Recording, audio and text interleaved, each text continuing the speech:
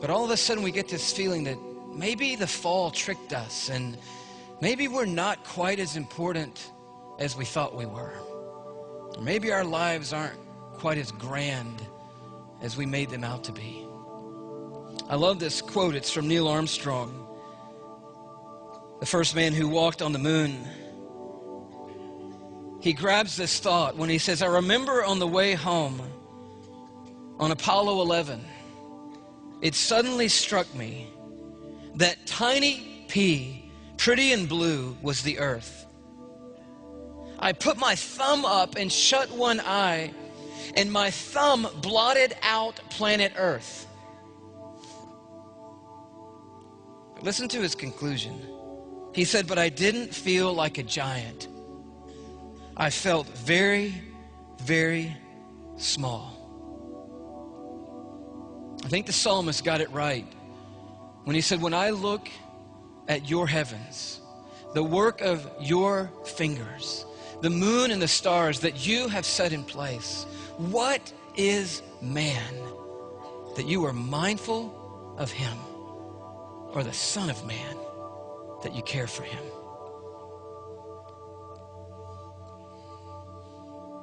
In 1977, we launched a spacecraft called Voyager on a one-way mission to take images of the planets and our own solar system. And 13 years later, Valentine's Day 1990, scientists from the JPL sent a message to Voyager and said, before you go any further, turn around and take one last panoramic snapshot of all the planets you visited. By now, Voyager is 3.7 billion miles away from the Earth. It's traveling 40,000 miles an hour away from the sun. And it turns around and takes a series of photographs. Obviously, you can't get one wide-angle shot of Uranus and Neptune and Saturn and the planets that it's visited, so it takes a succession of 60 images.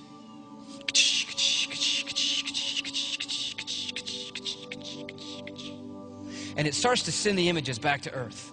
Each image, 640,000 pixels in every one of the 60 images. You say, what's a pixel? It's that little tiny dot that makes up a photograph. And 3.7 billion miles away, the pixels are taking 5.5 hours each to make it back to the Earth. 60 images, 640,000 pixels in each image, 5.5 hours for each pixel to make it back to the Earth. And you think you have dial-up problems at the house, okay? That is a massive dial-up problem. And it takes months for the image to come back. And when it does, it absolutely stuns astronomy. Very famous picture, floored me the first time I saw it. The image that came to us, once it was put in a composite form from 3.7 billion miles away, famous image called the pale blue dot. You're like, excuse me, did I miss something? We waited several months to get that back. Those are the ones I throw away at the Walmart. You know, you go through at the back and you're like, oh no, I had my thumb over the lens on that one. No good, no good. Can I get my money back on these? No. You say, well, what are the green and the pink bands in the image? They're rays of sunlight reflecting off Voyager, because sun, even though nearly 4 billion miles away, was in view. And it just so happened that suspended in one of the beams of sunlight was a tiny little speck. Do you see it? Yeah. For you guys in the cheap seats, I'll blow it up just a tad for you. It's there. If you're still not with me, it's right there. I don't want anyone to miss it. And we can just go back to the big shot for a second. It's a picture of Earth from 3.7 billion miles away. And it just so happened to be caught in a ray of light. And one famous astronomer of the day said of it, just remarking that everyone who's ever lived their lives lived them out on that tiny pale blue dot that he called a mote of dust suspended in a sunbeam. I don't know about you, when I first saw it, a shrinking feeling came over me. And I knew in that moment that my life was a tiny little blip on the radar of history, a vapor, infinitesimal, little life. You say, well, Louis, you're making me feel small. No, I'm not trying to make you feel small. I'm trying to help you see that you are small.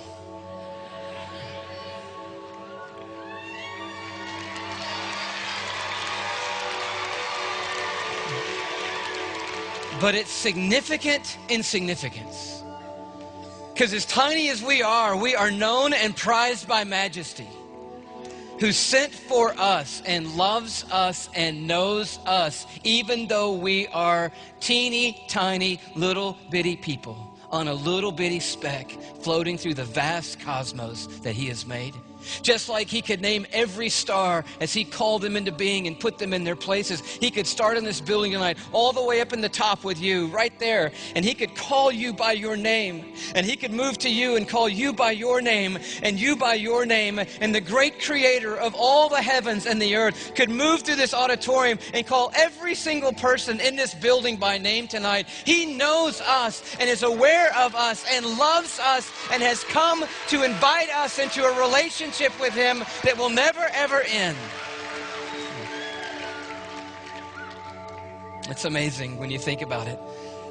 When you think about how big he is, that we know his name. I want to take you on a quick journey outward if you're up for it. I think you guys are tonight. Houston would be like kind of the home of the space program, by the way, at least one of the key centers. And so I want to take you out a little bit. We're going to go 93 million miles out from that little pale blue dot to our nearest star, our sun, which is what we call it. We're not sure what God calls it. He named it, but we call it the sun. You know it. It burns you up. You're around here. You get it. By the way, nice day here in Houston. I hope you enjoyed it. I hope you got outside. You get 16 of those a year here in Houston, so I hope you loved every minute of it. You understand probably more than the other cities that we're going to be going to about the sun. It's a raging ball of fire, people. It is not just up there, you know, nice and happy, smiley face coming up, you know, as we used to draw it as kids. It is 10,000 degrees Fahrenheit on the surface. It is raging intensity. It is like billions of nuclear bombs going off every second. So strong, it's sending light out at 186,000 miles a second. It only takes the beam of light 8 minutes to cover the 93 million mile journey from the sun to your skin in Houston, Texas. And it came out of the mouth of God. We cannot think that he is some kind of mamby-pamby God, some kind of mealy little weak God. He is ferocious, this God we are worshiping tonight. He is intense in power and holiness and radiant splendor and might. And he opens his mouth and things like that just come out of his mouth. We got to remember that tonight. That's who we're worshiping. It's 100 times the diameter of Earth. In case you don't know how big that is, take a look. This gives you a little perspective on us. And that's why tonight when you go to sleep, you want to thank God that we're 93 million miles away from the sun.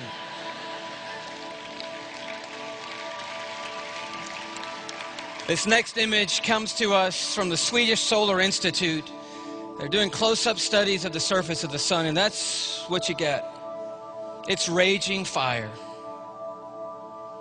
Scientists say it would take the gross national product of the United States of America for 7 million years for your local power company to run the sun for 1 second. And it's just one of the billions of stars in our subdivision called the Milky Way, which is one subdivision among hundreds of billions of subdivisions in the known universe that God has made. He's big. Go out a little ways. Let's use that ruler we talked about, okay? The light year. You remember? 5.88 trillion miles. Let's use